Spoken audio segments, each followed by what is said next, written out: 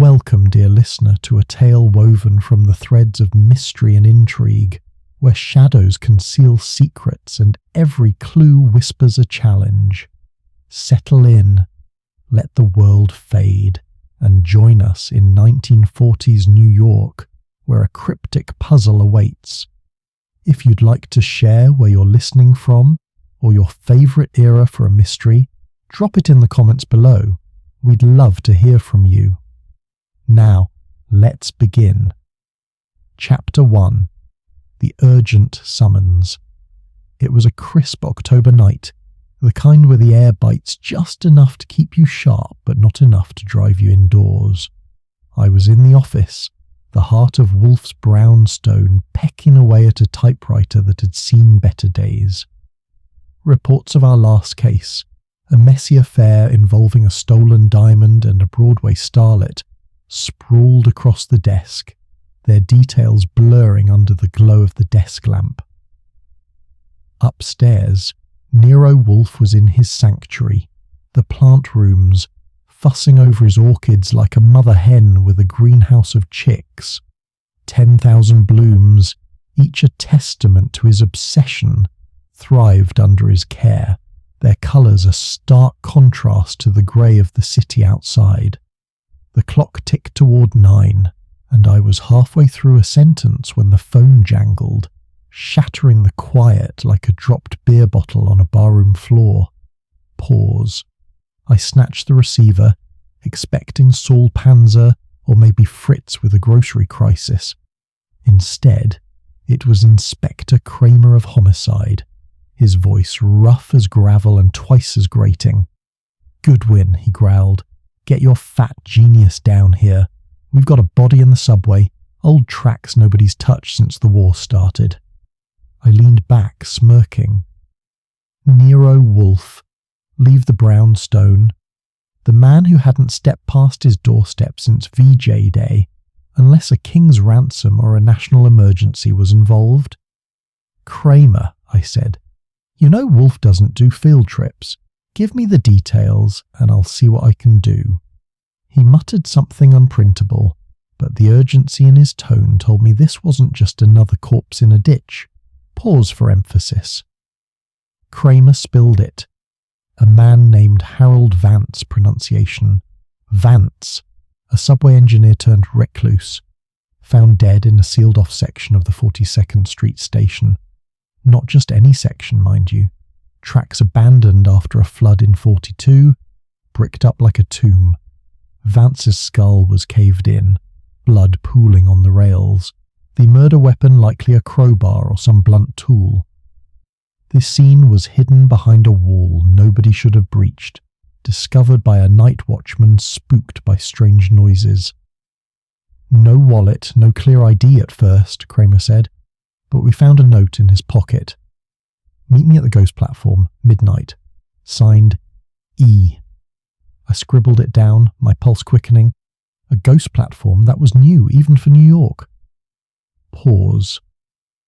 I relayed the gist to Wolfe via the house phone, interrupting his orchid reverie. "A body in a subway tunnel, boss," I said. "Blood on tracks. Nobody uses." A cryptic note. Kramer's practically begging. Wolfe's grunt carried the weight of a man who'd rather dissect a phalaenopsis than a crime scene. "Fee?" he rumbled. I grinned. Trust Wolfe to cut to the chase. Kramer mentioned the city's desperate. "Name your price." A pause, then. "Very well, Archie. Bring me particulars and suspects." That was as close to enthusiasm as Wolfe got. I grabbed my coat, hat and notebook, already mapping out the night ahead. The city's underbelly was calling, and I was its errand boy. Pause for breath. Outside, the air was sharp with the scent of fallen leaves and diesel. New York in 45 was a city shaking off the war, its streets alive with soldiers back from Europe and dames in victory rolls. But the subways were still the city's veins, pumping life and secrets. I hailed a cab to the 42nd Street station, the driver muttering about gas rations. The station was a hive of late commuters, their faces tired under fedoras and scarves. Kramer met me at the entrance, his cigar stub glowing like a warning light. "This way, Goodwin," he barked, leading me down a service stairwell that smelled of damp concrete and rust. The deeper we went, the more the city's hum faded, replaced by a stillness that raised the hairs on my neck. Pause. At the bottom, a heavy steel door, recently pried open, led to a bricked-up archway. Beyond it, flashlights danced in the gloom, cops milling like ants at a picnic. The hidden tracks stretched into darkness, their rails glinting faintly under our beams. There was Vance, sprawled across the ties, his grey hair matted with blood, his face frozen in a grimace of surprise. The crowbar theory held. His skull bore the brutal mark of a heavy swing. I crouched, noting the note Kramer mentioned, now bagged, cheap paper, scrawled in black ink, the E bold and deliberate. "Who found him?" I asked, dodging a rat that scurried past. "Tim O'Reilly," Kramer said, pointing to a grizzled watchman hovering nearby, his limp pronounced as he shifted nervously. "Heard banging, thought it was vandals, found this instead." Pause for speculation. I scanned the scene, no footprints in the dust, no obvious struggle marks, just that sealed wall now breached, and the faint smell of something floral. Orchids? No. My mind playing tricks, tying me back to Wolfe's greenhouse. I questioned O'Reilly, his brogue thick with nerves. "Been watching these tunnels 30 years, he muttered. "Never heard nothing like that. Clangs, like metal on stone." I pressed, but he clammed up, eyes darting to the shadows. Kramer handed me Vance's address book. Wife, Evelyn pronunciation, Evelyn. Partner, Edgar Rollins. A few colleagues. "Start there," he said. I nodded, already thinking ahead to Wolfe's orders. Family, colleagues, enemies. Pause. Back at the brownstone, I found Wolfe in his office, a bottle of beer, sweating on the desk, his yellow pyjamas a beacon in the dim light. Fritz, our chef and house saint, had left a tray of sandwiches, but Wolfe ignored them, his eyes half closed in that deceptive doze that meant his brain was churning. I laid out the scene. Vance, the ghost platform, the note, the watchman's story. "Intriguing," Wolfe murmured, a word he reserved for cases that promised both profit and puzzles. "Archie, visit the wife tomorrow, and this Rollins. Learn what Vance was to them. Friend, foe, or fortune." I nodded, but my gut said there was more to those tracks than a simple murder. The note's E nagged at me. Evelyn, Edgar, someone else. Pause for cliffhanger. As I headed to my room, the city's pulse thrummed through the walls, a reminder that New York never slept, and neither did its secrets. What lay hidden in those forgotten tunnels? A treasure, a betrayal, or something darker? I'd find out, or Wolfe would, with me as his legs and eyes. Dear listener, that's where we begin, on the edge of a mystery as deep as the city's roots. Stay with us, and let's uncover what bloodstains those hidden subway tracks. Chapter 2. The Corpse in the Darkness. By midnight, the witching hour when even the toughest New Yorkers start glancing over their shoulders, I found myself underground with Kramer and his squad of homicide detectives. The 42nd Street station, usually a bustling hub of commuters and chaos, felt eerily deserted at this depth. We descended a narrow service staircase, the steps slick with condensation, echoing our footfalls like distant thunder.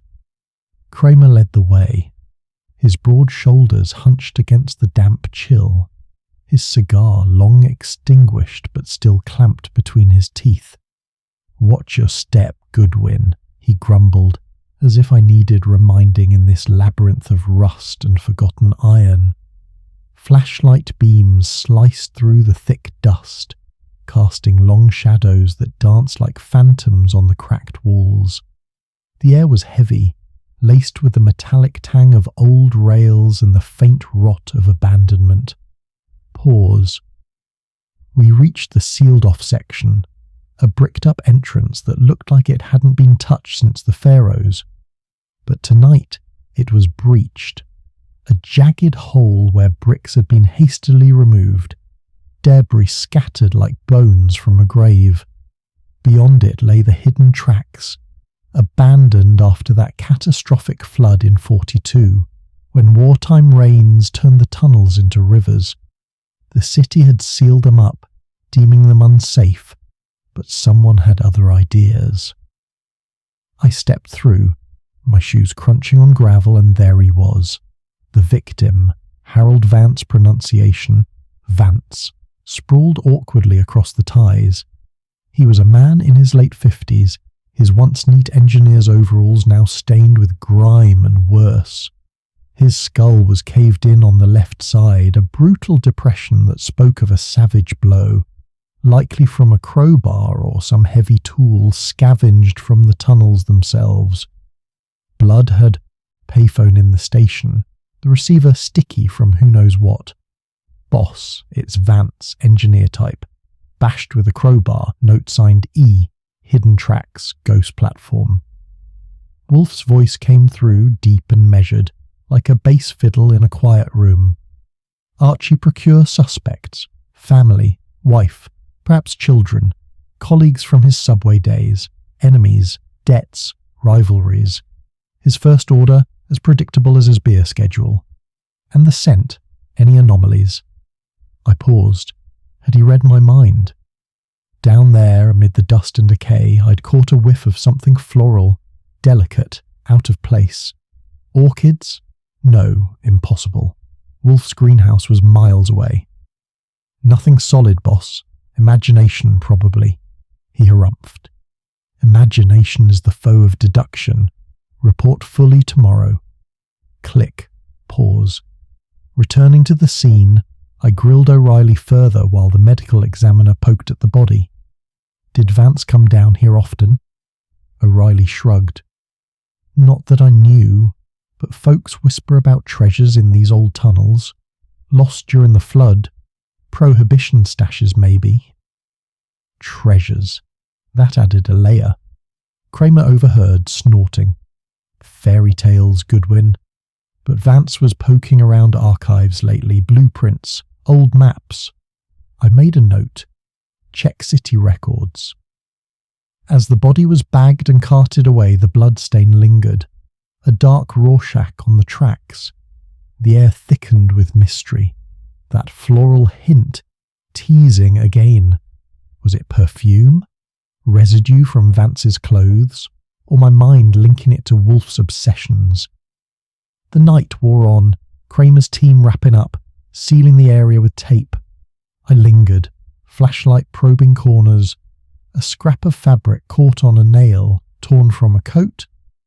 Bagged it for Wolfe, footprints in the dust, muddled but fresh, and etched faintly on the wall near the breach, a symbol like a stylized E in chalk. Coincidence? Or a signature? My watch said 2 a.m, time to surface. Emerging into the neon glow of Times Square, the city felt alive again, but the darkness below clung like cobwebs. What secrets did those tracks hold? And who was E, lurking in the shadows? Pause for cliffhanger. Chapter 3. The Reluctant Witnesses. The first light of morning filtered through the curtains of the West 35th Street brownstone as I trudged up the steps, my coat heavy with the night's damp and my mind buzzing with details from the subway crypt. Fritz Brenner, our culinary wizard and keeper of the peace, met me at the door with a tray of coffee and rolls, his Swiss accent warm as the brew. "Archie, you look like you've danced with ghosts. Breakfast?" I nodded, grabbing a roll as I headed to the office. Nero Wolfe was already there, though already for him meant after his morning session with the orchids upstairs.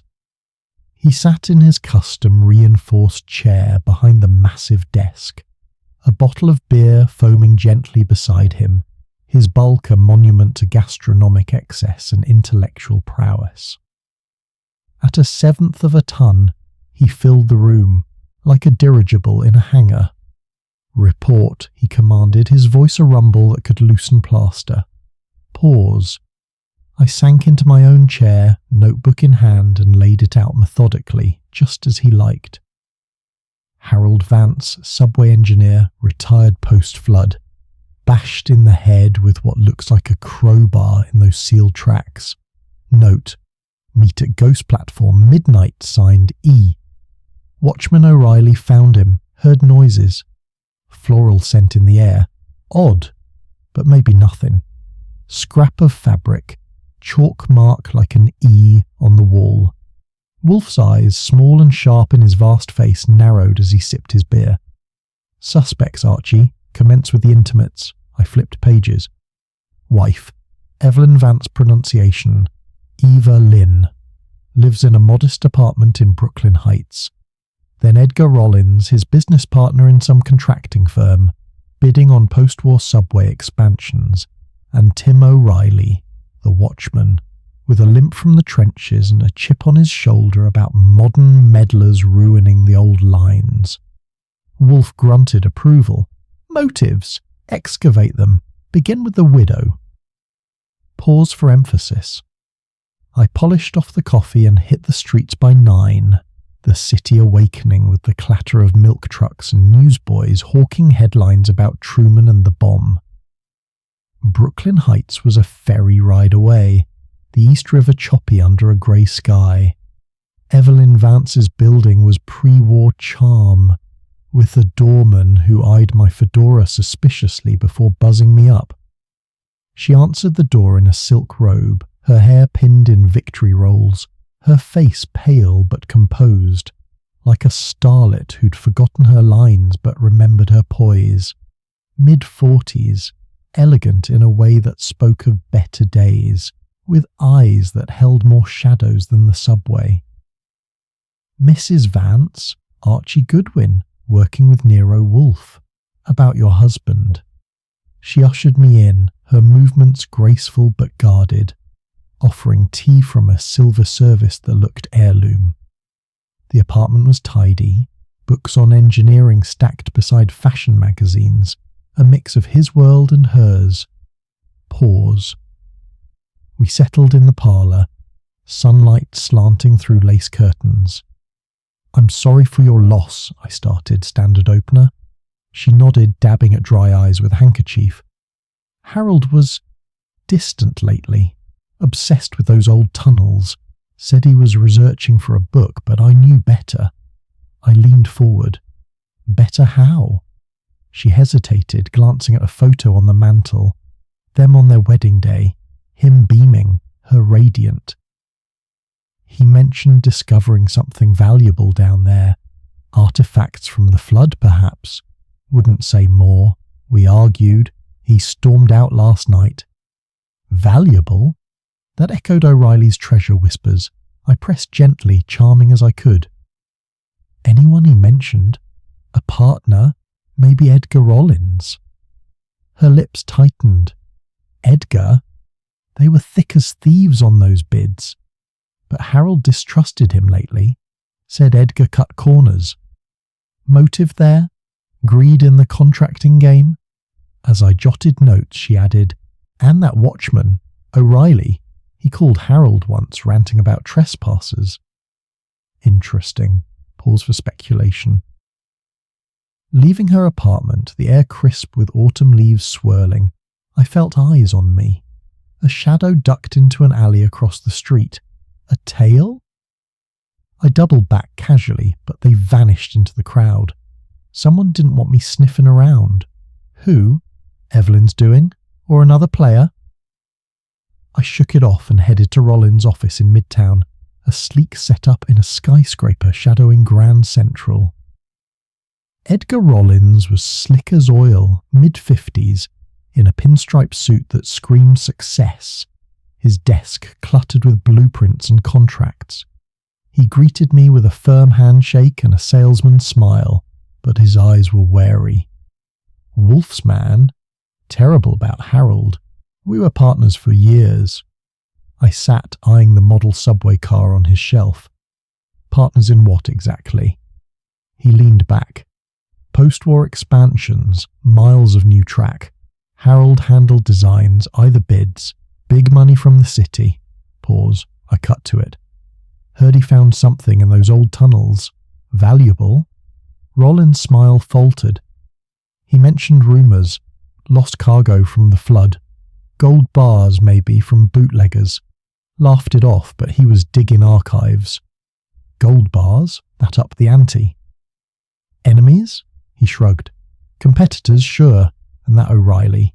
Old Coot hated our plans, said we'd disturb the ghosts. As I probed, Rollins grew evasive on their last meeting. Argued over a bid? Nothing serious. Liar? His fidgeting said yes. Leaving, I spotted no tail, but the prickling on my neck persisted. Pause. Back to O'Reilly. I tracked him to a dingy bar near the yards, nursing a whiskey at noon.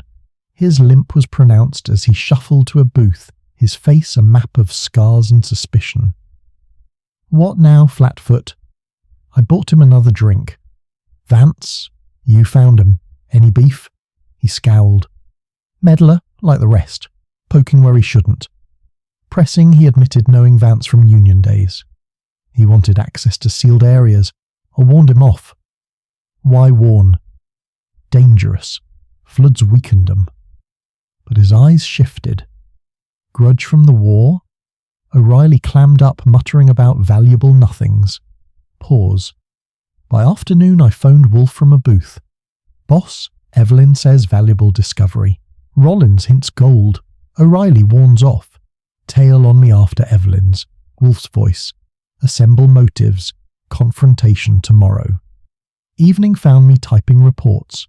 The brownstone a haven. But questions swirled. Was the valuable thing gold, secrets, or bait? And that tale. Who? Pause for cliffhanger. Chapter 4.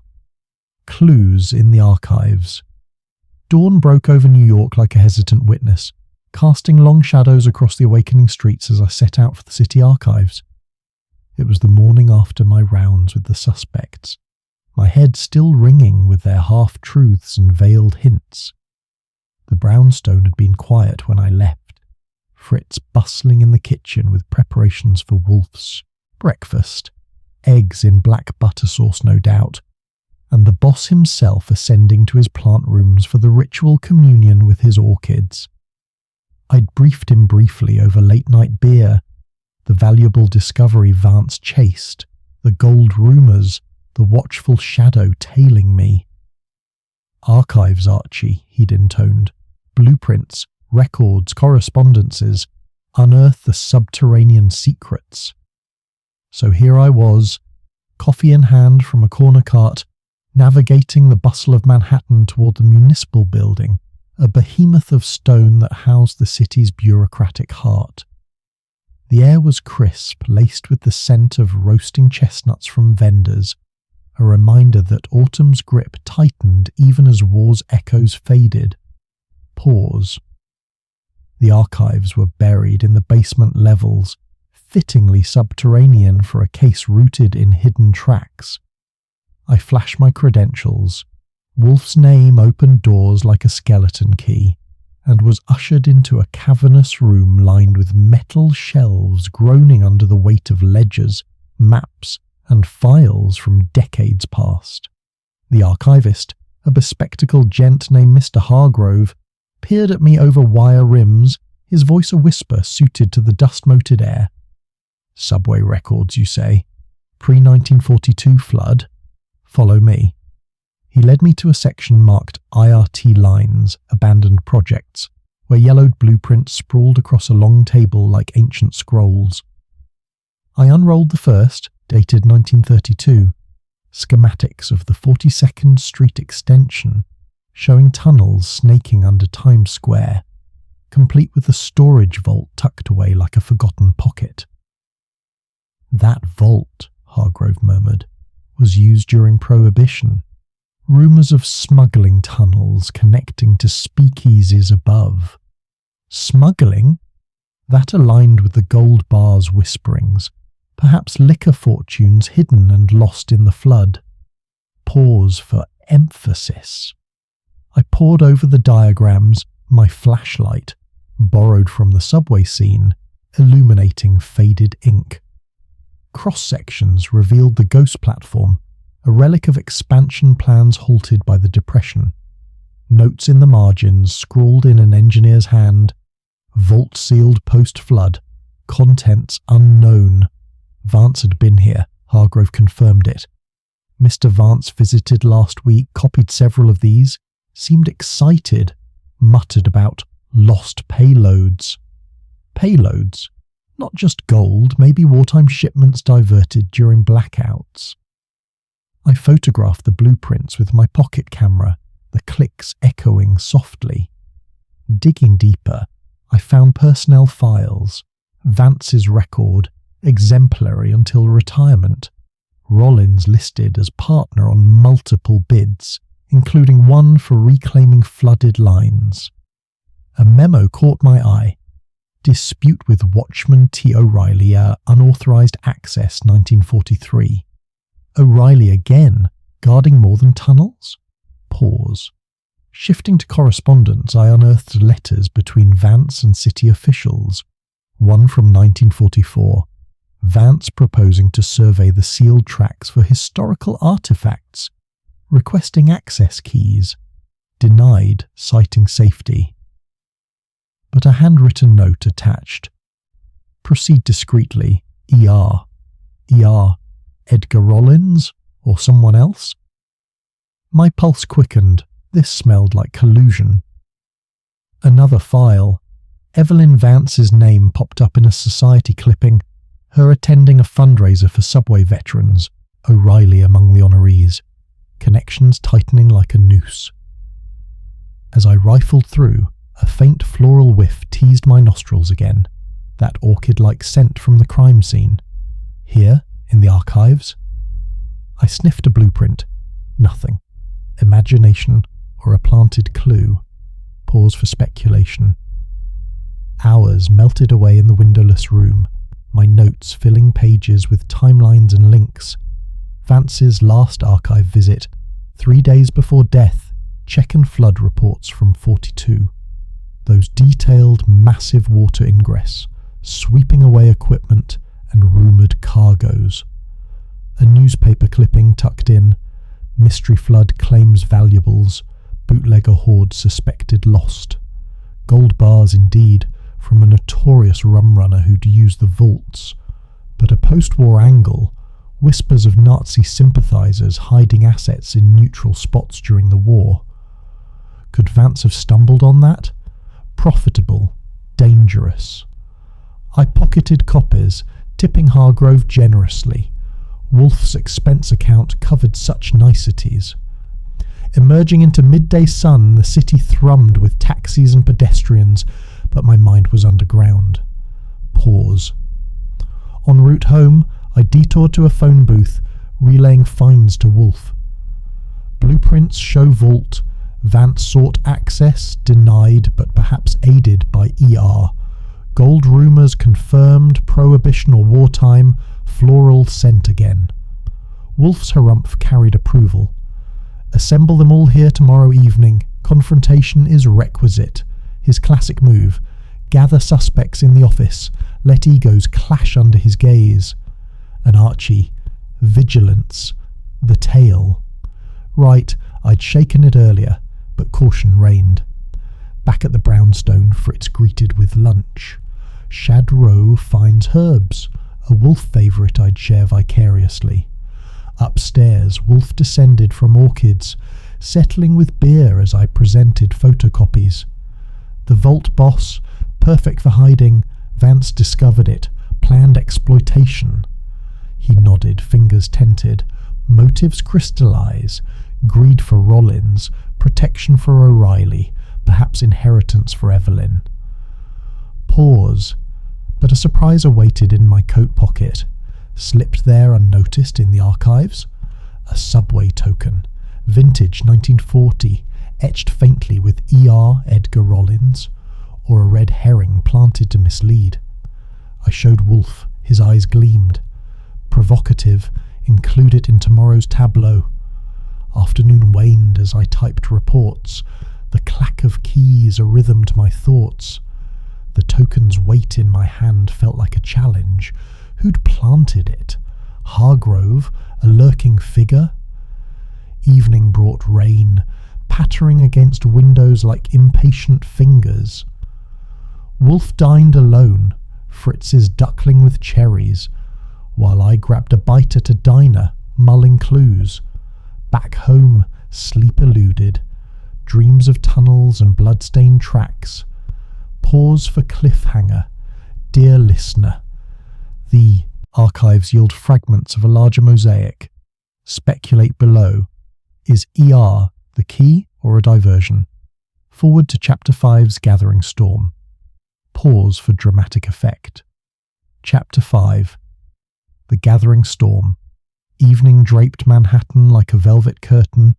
Rain lashing the windows of the brownstone on West 35th Street as I prepared for Wolfe's commanded showdown. The office, a fortress of order with its globe, bookshelves and Wolfe's massive desk, felt charged, as if the air itself sensed the drama to come. Fritz had outdone himself. Trays of canapes and coffee for our guests, though Wolfe's beer bottle, condensation beading, held court as usual. Upstairs, Wolfe descended from his orchid ritual, clad in his yellow pyjamas, a sight that could unsettle the guilty or merely the fashion-conscious. His chair groaned faintly as he settled, a seventh of a ton poised like a judge awaiting testimony. I'd spent the day arranging this, phoning Evelyn Vance, Edgar Rollins, and Tim O'Reilly, each with a mix of charm and insistence. "Mr. Wolfe requests your presence," I'd said, leaving no room for refusal. Now, as the clock struck 7, the doorbell signalled their arrival. Pause. Fritz ushered them in, the trio as mismatched as a dime novel's cast. Evelyn Vance's pronunciation. Lynn entered first, her elegance strained, clutching a pearl-handled purse, her eyes darting like a cornered doe's. Edgar Rollins followed, his pinstripe suit crisp but his salesman's grin frayed, sweat gleaming under the lamplight. Tim O'Reilly limped in last, his watchman's cap askew, his scowl deeper than the subway tunnels he patrolled. Inspector Kramer loomed in the corner, his cigar unlit but smouldering in spirit, a bulldog ready to pounce. I took my place near Wolfe, notebook ready, as the rain outside roared like an impatient audience.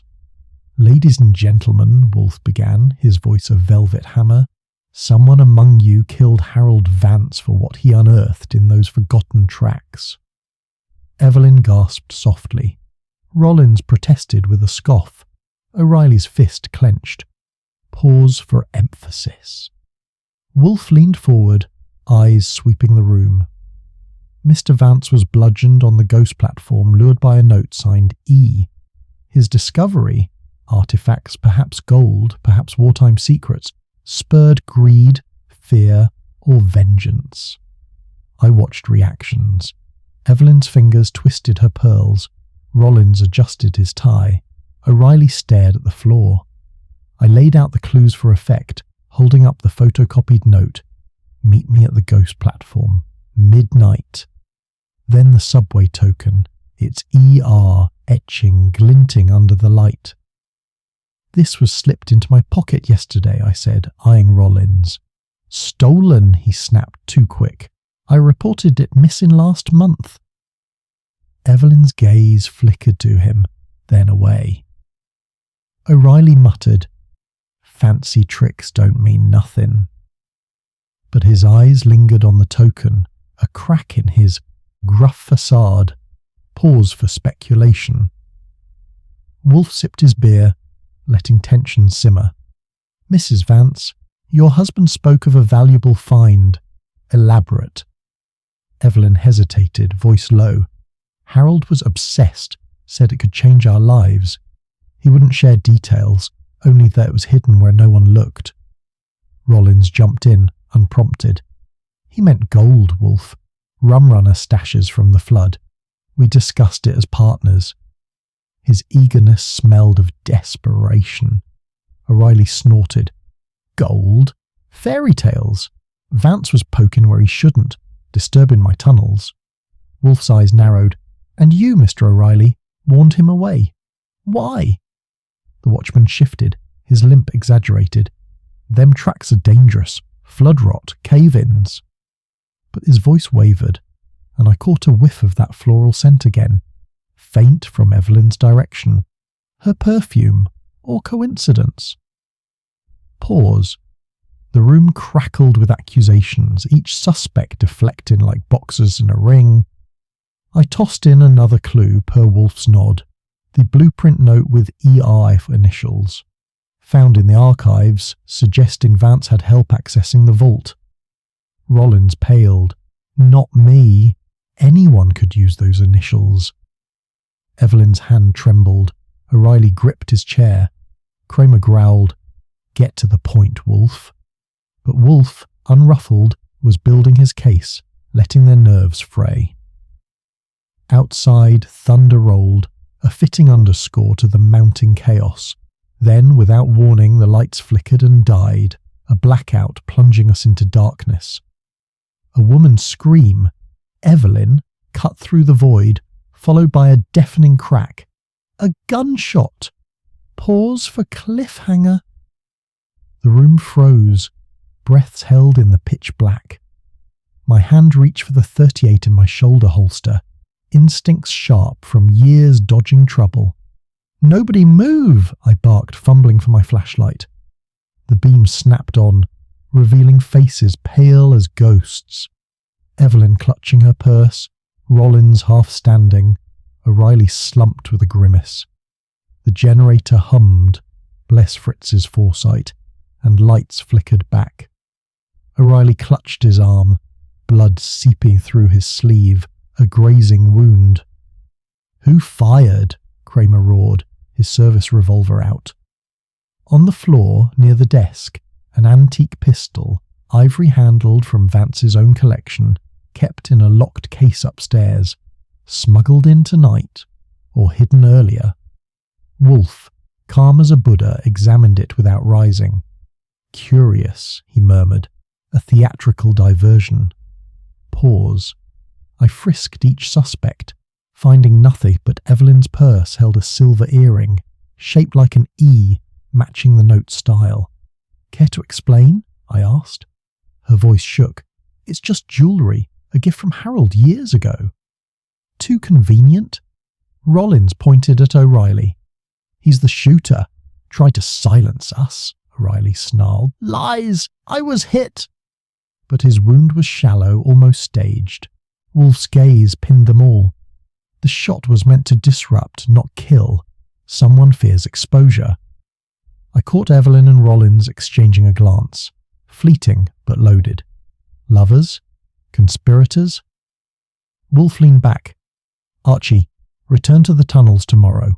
The vault holds the truth. As the suspects filed out, rain still hammering, Kramer muttered, This better pay off, Wolfe. Pause for breath. Back in the office, I replayed the chaos. The token, the earring, the shot. Was Evelyn's jewellery a red herring or a signature? O'Reilly's wound felt performative, but why? And Rollins, too quick to deflect. Wolfe sipped his second beer, eyes half closed. They're unraveling, Archie. Press harder. I nodded, but unease gnawed. That floral scent, Evelyn's perfume or a deliberate plant tying to the crime scene. The night stretched on, rain a relentless drumbeat, mirroring my racing thoughts. What awaited in those tunnels? A treasure? A trap? Or the killer's next move? Pause for dramatic effect. Chapter 6. The Shot in the Dark. The light sputtered back to life courtesy of Fritz's trusty generator, casting a harsh glow over the office where moments ago pandemonium reigned. Nero Wolfe remained unmoved in his colossal chair, his expression as serene as if we'd merely suffered a flickering bulb rather than a near-miss assassination. Inspector Kramer was on his feet, revolver drawn, his face a mask of fury and cigar ash. Evelyn Vance's pronunciation, Evelyn huddled in her seat, hands over her mouth, her pearls askew like scattered clues. Edgar Rollins stood frozen, his slick demeanour cracked, eyes wide as saucers. And Tim O'Reilly? He was the star of this little drama, clutching his left arm where blood seeped through his faded watchman's jacket, a superficial graze that nonetheless painted him the victim. "It was him!" O'Reilly bellowed, jabbing a finger at Rollins with his good hand. "That snake tried to shut me up." Pause for emphasis. I moved fast, my .38 out and covering the room while I assessed. The antique revolver lay on the carpet near Wolfe's desk, an ivory-handled beauty from Vance's own collection, as Evelyn later confirmed. "How'd that get here?" Kramer snarled, kicking it gently aside for evidence. Wolfe, ever the oracle, examined it without stirring, his fingers steepled. "Smuggled in, Inspector. Or perhaps planted earlier. Note the engraving HV, Harold Vance's initials." Evelyn nodded shakily. It was his prized piece, from his grandfather, kept locked in our study. So the killer had access to Vance's home? That narrowed things, or muddied them further. I frisked the suspects methodically, starting with Rollins, who protested but yielded nothing but a wallet fat with bills and a handkerchief monogrammed ER. O'Reilly grumbled through his search, his wound indeed shallow, barely a scratch. And Evelyn, her purse held that silver earring shaped like an E plus a vial of perfume, its floral scent wafting out like a ghost from the tunnels. Orchids? No, but close enough to prick my memory of the crime scene. Pause. Jealousy, perhaps, I mused aloud, holding up the earring for all to see. This matches the style of the note signature. Evelyn's cheeks flushed. It's coincidental. Harold gave it to me years ago. But her eyes darted to Rollins and his to hers, a silent exchange that screamed volumes. Kramer pounced. "Spill it, lady." She broke then, voice trembling like a leaf in the storm outside. "Edgar and I, we've been seeing each other. Harold suspected, but it wasn't motive for murder." Rollins nodded vigorously. "We planned to tell him after the deal closed. He was cutting me out of the subway bids." Ah, the affair. A classic red herring or the smoking gun. O'Reilly snorted, wincing as he did. "Lovers' quarrel? Bah! Vance was after my secrets in them tunnels." Wolfe's eyes flickered open wider. "Elaborate, Mr. O'Reilly." But the watchman clammed up, demanding a doctor. Pause for speculation. With the immediate threat quelled, Wolfe dismissed them. Evelyn and Rollins under Kramer's watchful escort, O'Reilly to a squad car for bandaging and questioning. The office emptied, leaving the scent of gunpowder and tension hanging like fog. "Boss," I said, holstering my piece, "that shot was no accident. Staged?" Wolfe grunted. "Indubitably. A diversion to sow discord. The wound's superficiality suggests self-infliction or complicity." He rang for beer, Fritz appearing like a genie with 2 bottles. I paced, piecing it. The gun from Vance's home pointed to Evelyn or someone intimate. The blackout timed too perfectly, perhaps rigged by tampering with the fuse box. I'd check that later. And the floral perfume, Evelyn's, matching the whiff in the tunnels and archives. Was she down there, or a frame job? Wolfe sipped, eyes half closed. "Archie, the vault. Return underground at first light. The truth is interred there. I nodded, but sleep would be elusive tonight. Pause. Dawn came grey and grudging. The rain slackened to a drizzle as I geared up for the descent. Coffee from Fritz fortified me, along with a thermos and my flashlight, plus the 38 just in case. The 42nd Street station buzzed with morning commuters, oblivious to the crypt below. Kramer had sealed the breach, but his boys let me through with a nod. Down I went, the air cooler, damper, the echoes of my steps mocking solitude. The crime scene tape fluttered like yellow ghosts, bloodstain now a dark smear on the tracks. I pushed deeper, following the rails toward the vault marked on the blueprints. Scratches on the wall caught my beam, fresh gouges as if someone dragged metal along stone, leading onward into the curve where light failed entirely. My heart thudded. Was I alone? A faint scrape ahead, rat or human. I pressed on, gun ready. Pause for breath. The vault door loomed, rusted, iron with a wheel lock, pried ajar just enough for a man to slip through. I shouldered it wider, hinges groaning in protest. Inside, crates stacked haphazardly, dust thick as a blanket. Not gold bars, but documents, yellowed papers, blueprints stamped, classified, War Department. Subway defences from 42, plans for anti-sabotage measures, valuable to spies or post-war profiteers. Vance had found them, perhaps planning to sell or expose. A loose sheet fluttered. Betray me and die. E. Evelyn? Edgar? I pocketed it, rifling more. Photos of tunnel layouts, memos on hidden access points, then footsteps echoed behind me. I spun, flashlight blinding the intruder. Rollins, crowbar raised like a club. "Goodwin," he snarled, "you shouldn't be here." Pause for emphasis. We grappled in the dim, my gun knocked aside as he swung wild. I dodged, landing a punch to his gut that doubled him. The crowbar clattered. I retrieved my 38, training it on him.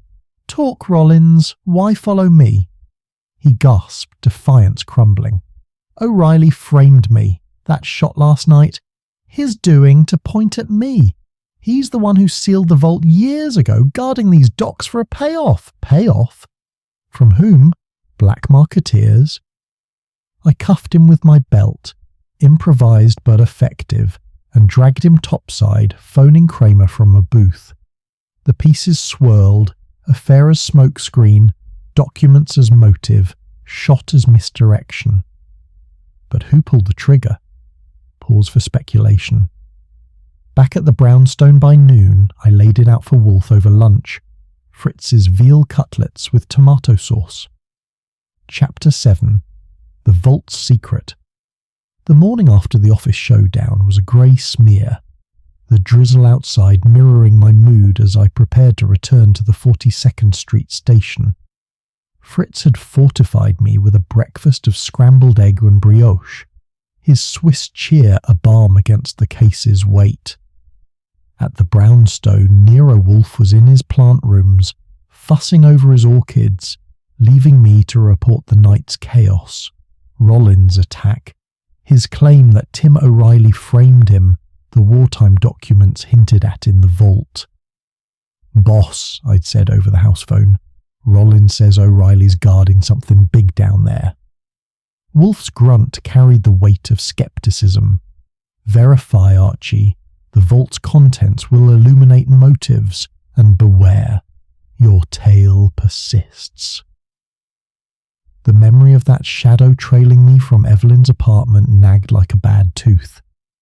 I grabbed my flashlight, 38, and a thermos of Fritz's coffee, then hit the streets, the city's pulse quickening under a sky heavy with rain. Pause. The subway station buzzed with morning commuters, their umbrellas bobbing like mushrooms, oblivious to the crypt below. Kramer's men had tightened security, but my credentials, Wolfe's name, as ever, a golden key, got me past the tape. Down the service stairs I went, the air growing colder, damper, the echo of my steps a lonely drumbeat. The breached wall from Chapter 2 loomed, its jagged hole a moor into darkness. The bloodstain on the tracks, Harold Vance's last testament, had darkened to a rusty smear, but the faint floral scent lingered. Evelyn's perfume, or a deliberate echo. I shook it off, focusing on the rails curving toward the vault, their rusted sheen glinting in my flashlight's beam. Fresh scratches marred the tunnel walls, metal on stone, guiding like a trail of breadcrumbs. My grip tightened on the 38. Rollins' attack proved the stakes were deadly. Pause for emphasis. The vault door stood ajar, its iron wheel lock protesting as I pushed it wider, hinges screeching like a banshee. Inside, the air was thick with dust, the space cramped with wooden crates stacked haphazardly, their surfaces scarred from years of neglect. No gold bars gleamed in the beam, disappointing but not surprising. Instead, I pried open a crate, splinters catching my gloves, to reveal stacks of documents. Blueprints stamped, War Department restricted, dated 1942.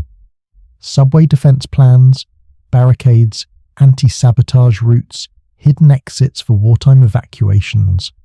Valuable to black marketeers or foreign agents, especially in 45, with the world still licking its wounds from Berlin to Tokyo. Vance had stumbled onto this, planning to sell or expose it for a reward.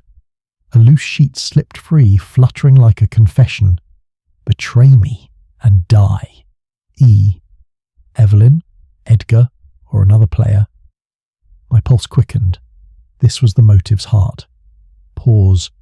I rifled more crates, finding memos on coded signals for wartime operations, photos of tunnel fortifications, even a list of trusted contacts. None familiar, but potential buyers in a shadowy market. Then, a folded note tucked inside a blueprint. Vault secured. Payment pending. O.R. O'Reilly. His initials, not Rollins. Was he the Guardian, as Rollins claimed, selling secrets since the flood? The floral scent teased again, faint but unmistakable, clinging to the papers. Perfume residue from Evelyn's hands, or a plant to tie her to the scene. I bagged the note, my mind racing. O'Reilly's limp, his cagey answers, his shot in Chapter 5. A setup or deeper guilt. Footsteps echoed behind me, sharp and deliberate, snapping me from my thoughts. I doused the flashlight, crouching behind a crate. 38 ready. Pause for speculation. The beam of another light cut the darkness, accompanied by heavy breathing. Edgar Rollins emerged, crowbar in hand, his face a mask of desperation under the glow. "Goodwin, I know you're here," he hissed, voice cracking. I stepped out, gun-trained. "Drop it, Rollins. Second time's not a charm." He froze, the crowbar clattering to the ground. "I'm not the killer. O'Reilly set me up. That shot last night, the token in your pocket, he's been playing us." His eyes were wild, but his words carried weight. "O'Reilly sealed this vault in 42, guarding these papers for a syndicate. Vance found out, wanted a cut." A syndicate? That upped the game. Wartime profiteers, perhaps tied to those contacts. I kept the gun steady. "Why attack me?" He slumped. "Panic. I followed to clear my name.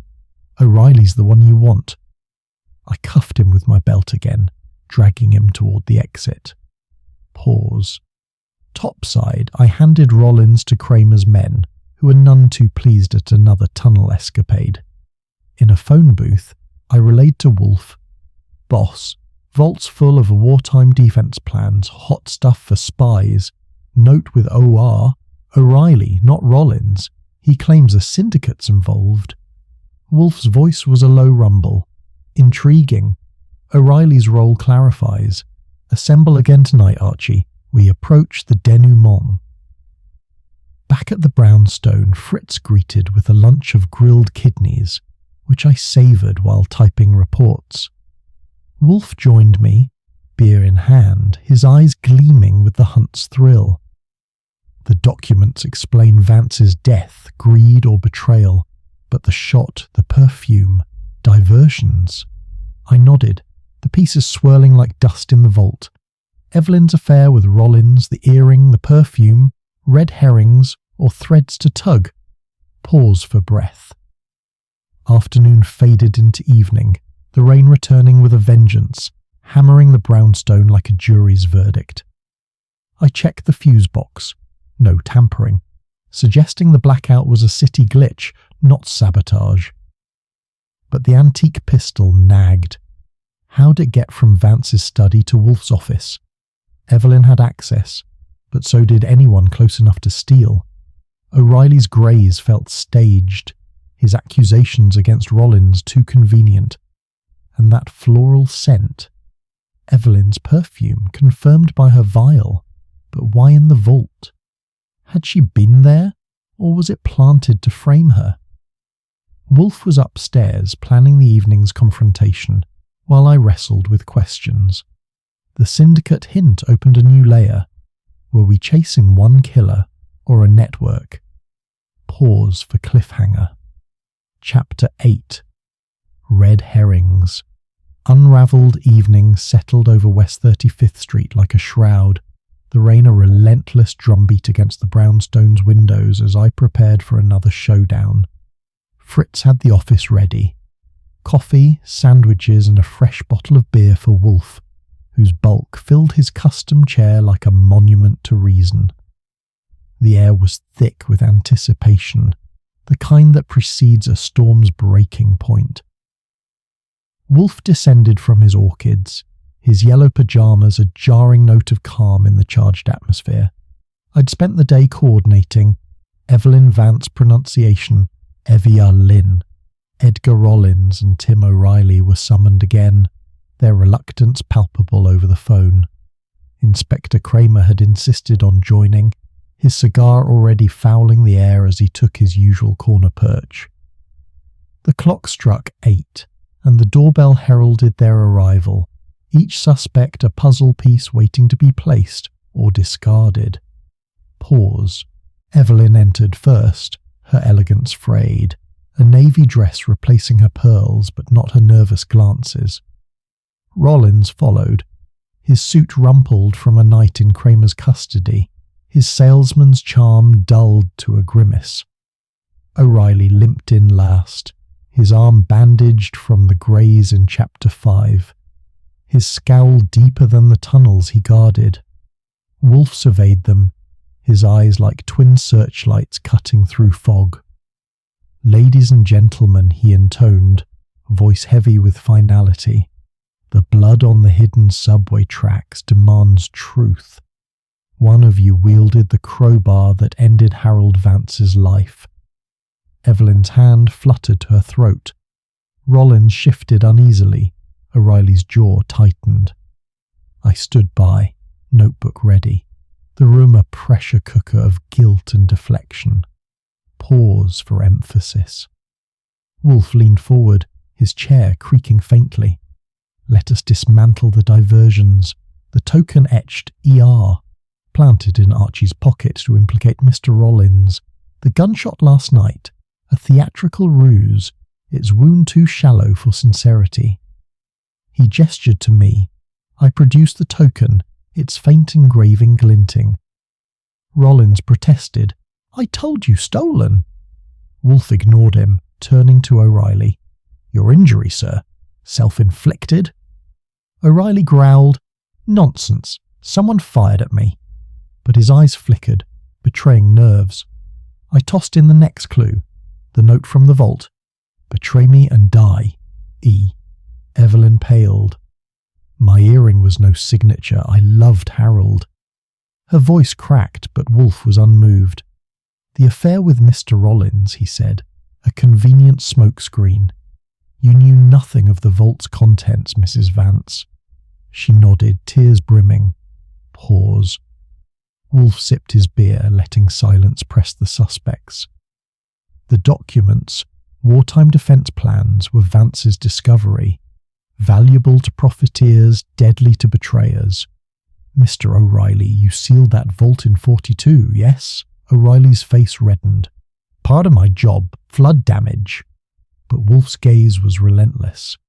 You sold those secrets piecemeal, a wartime side hustle. Vance uncovered it, demanded a share. I chimed in, holding up the vault note with OR.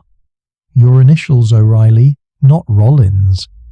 The watchman's limp seemed to falter, his bluster fading. Kramer leaned forward, cigar smouldering. Proof, Wolfe? I laid out the blueprints and memos from Chapter 7, their stamps screaming espionage. Vance was set to expose a syndicate, I said. O'Reilly guarded their stash. Pause for speculation. Rollins seized the moment. I told you, Goodwin. O'Reilly framed me, the token, the shot. But Wolfe waved him off. You, Mr. Rollins, chased the same documents for profit, trailing Archie to the vault. Greedy, but not murderous. Rollins slumped, relief tinged with shame. Evelyn's tears fell now, her voice soft. Harold wanted to do right. Turn those papers over to the city, Wolfe nodded, which threatened Mr. O'Reilly's income. The watchman bolted upright, his chair scraping. Lies. You got no evidence. But his voice cracked, and I caught that floral whiff again, faint from his bandage, perfume as misdirection, or residue from handling Evelyn's planted clues. Wolfe's eyes gleamed. The crowbar, Mr. O'Reilly. Your tool kept in the tunnels for maintenance. Bloodstained, found near Vance. Pause. Kramer grunted, impressed but impatient.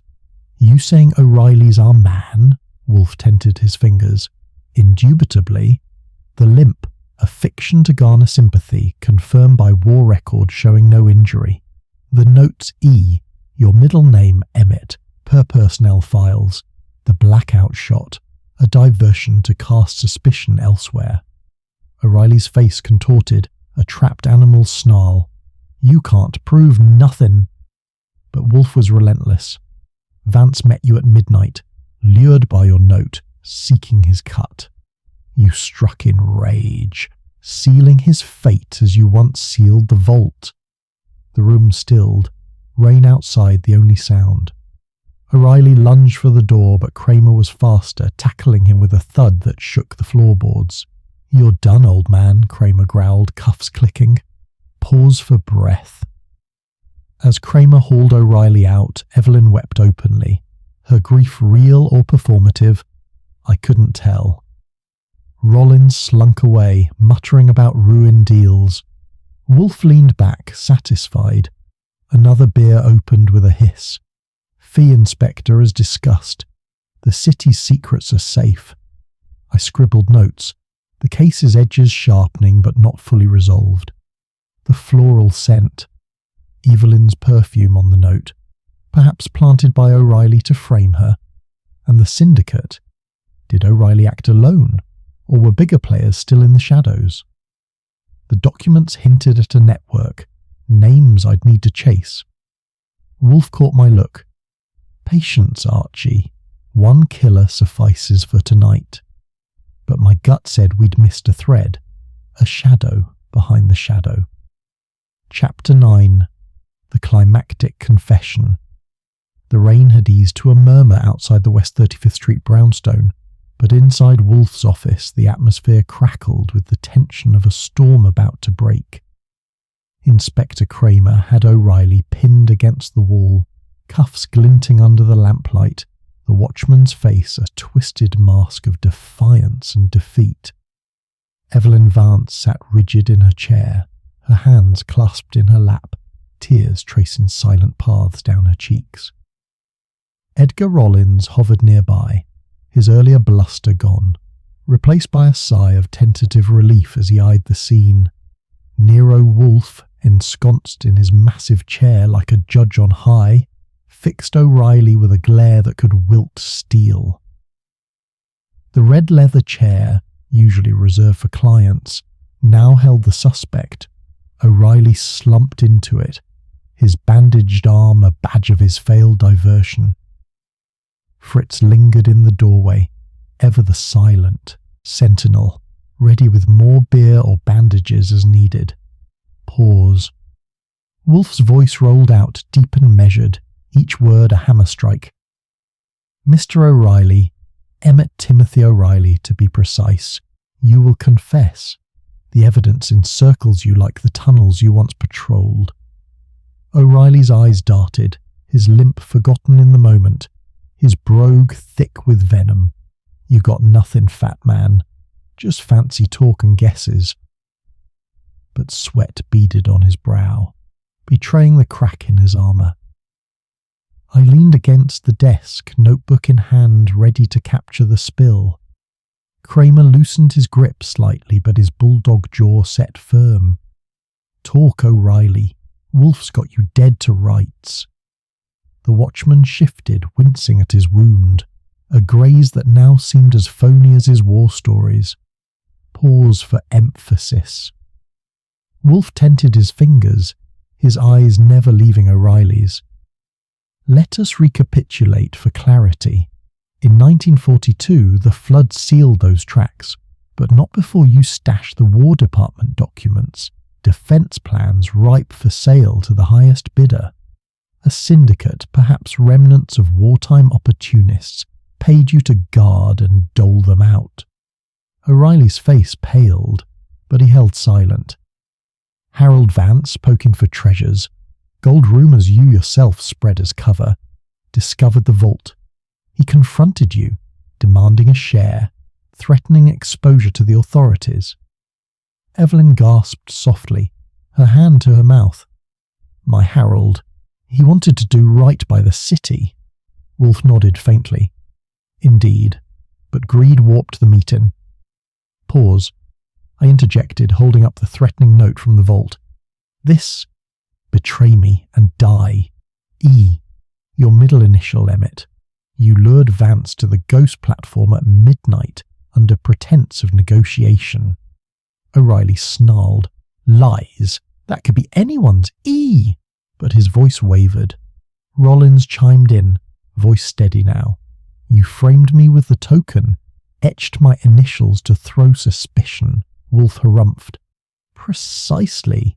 And the shot in this office, a self-inflicted graze timed with the blackout to paint yourself victim and Rollins villain. Kramer's eyes widened. Self-inflicted? Ballistics will confirm. O'Reilly's shoulders sagged, the fight ebbing. Pause for speculation. The room fell into a hush, broken only by Evelyn's quiet sobs and the tick of the clock. Wolfe pressed on, relentless. The crowbar, your tool, left at the scene in haste. Vance's blood on the tracks, hidden where you thought no one would venture. But your guilty conscience betrayed you. Those noises the watchman heard, your own pacing, checking the body, ensuring secrecy. O'Reilly's head bowed, his hands trembling. It wasn't planned, he muttered, voice breaking. Vance. He wanted it all. Threatened to go to the feds, expose the whole ring. I swung in rage. Didn't mean to kill, just shut him up. Evelyn wept openly now, her grief raw. You monster! Rollins sighed, a weight lifting. And the affair? Just a diversion? O'Reilly nodded weakly. Knew about it. Used it to muddy waters. Plant the earring clue. Pause. Wolfe closed his eyes briefly, satisfied. The floral scent. Evelyn's perfume. Stolen from her purse during a visit, dabbed on notes and scenes to frame her. Evelyn's eyes widened. You were in our home? O'Reilly's confession spilled like a breached dam. Snuck in for the pistol too, knew Vance's collection. Needed it for the office stunt. Kramer grunted approval. That ties it. You're going down for murder one. O'Reilly's defiance crumbled fully, tears mixing with sweat. The syndicate. They'll come for me. It was their docs. I was just the keeper. Wolfe's eyes snapped open. Names, Mr. O'Reilly. For leniency, perhaps. But the watchman shook his head. Can't. They'd kill me first. Pause for breath. As Kramer hauled O'Reilly to his feet, the man's limp returned, real now, from exhaustion or defeat. Take him in, boys, Kramer barked to his waiting uniforms. Evelyn rose shakily, dabbing her eyes. Is it over? Wolfe murmured. For Vance, yes. Justice served.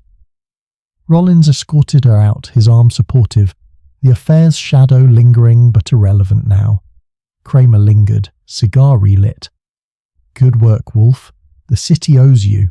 Fears discussed, plus a bonus for the documents. Wolfe waved it off. Satisfactory.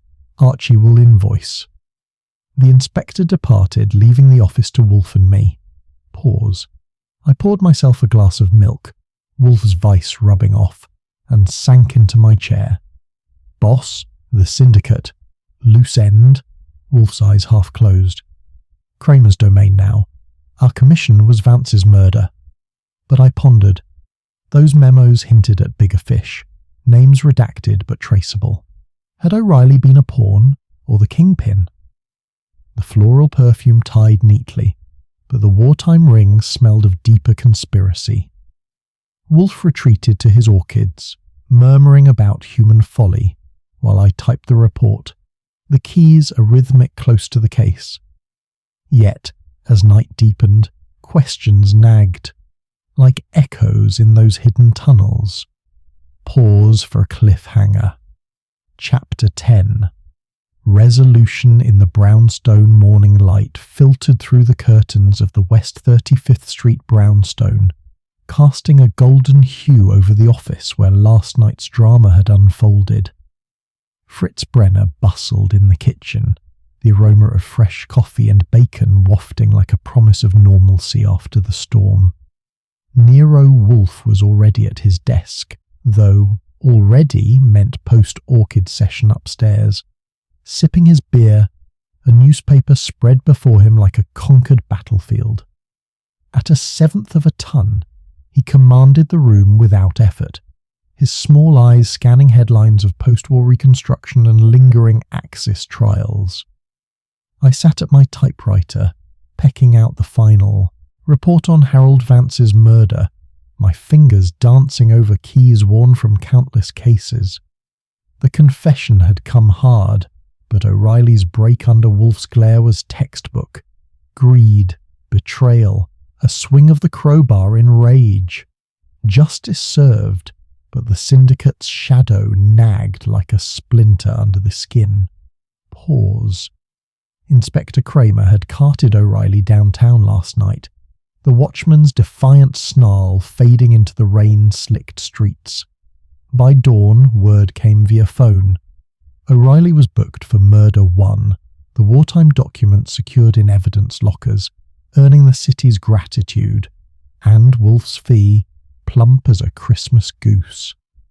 Evelyn Vance inherited cleanly, her affair with Edgar Rollins a footnote now, though I suspected their paths would cross again in less shadowy circumstances. Rollins himself slunk away into the night, his contracting bids tarnished but not terminal. Greed like his bounces back. As for the syndicate, Kramer's boys were on it, chasing names from the memos, but Wolfe dismissed it as beyond our remit. Me? I couldn't shake the wartime angle. Those defense plans could link to bigger fish, perhaps even overseas remnants plotting from the ruins of Berlin. But Wolfe's world ended at the brownstone door.